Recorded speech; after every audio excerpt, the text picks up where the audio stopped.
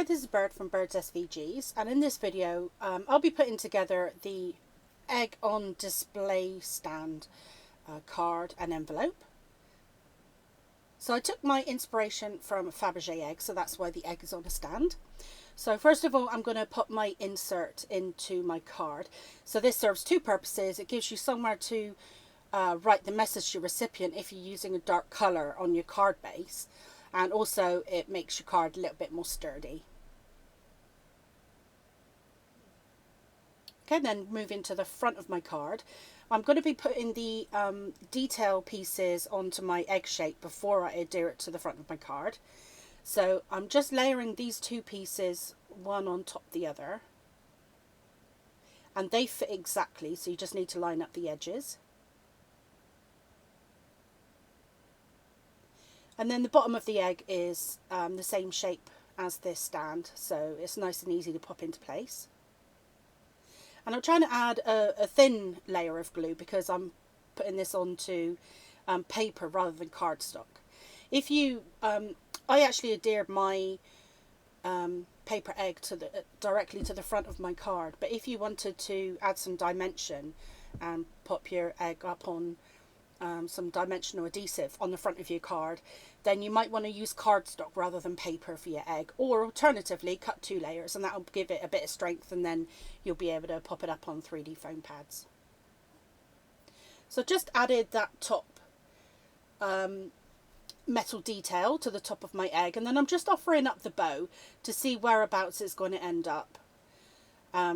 And then when I'm happy with my placement, then I'm going to add some glue to the back of this, and then I know roughly how much of a border I've got all the way around the edges of the bow. It saves making a mess when you actually put your pieces down if you kind of line them up first and get an idea where they're going to be. If you're using wet glue, because if it touches and you want to move it, it can make a little bit of a mess. So now I know kind of what border I've got.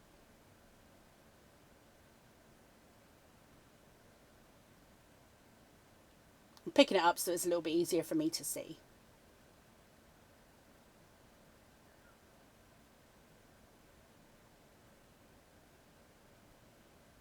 And then, like I say, I'm going to add some glue to the back of my piece. I'm trying to add it kind of thin and all over, because I'm using paper, and I don't want, because you know, if you go a little bit heavy-handed with glue on paper, because it's thinner, it can kind of warp a little bit, so I don't want that. So I'm trying to add, you know, a very thin, even layer.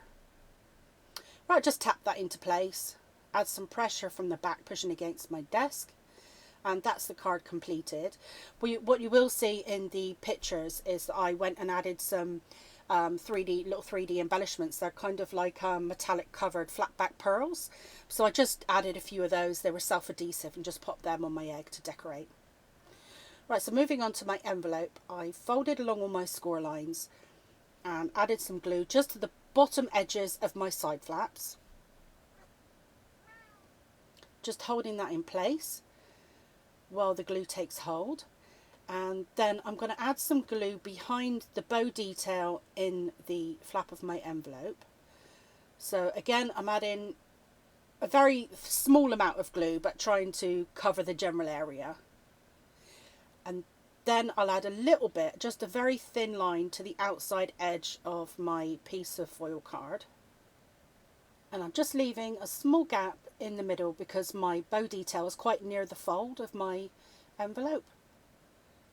Now, if you do find that any of your glue shows through your bow detail, like there's a little bit on mine, it's quite easy to solve. My advice is let the glue dry, especially if you're using like a PVA type glue. Let it dry, and then it'll just pick off when it's dry. And also, any finger marks you get on your foil or mirror card, they easily just buff off. So that's the card completed, and as you'll see in the picture, I just added some flat-backed self-adhesive pearls to finish the card, but you can, you know, embellish it as much as you like and give it that real kind of Fabergé look.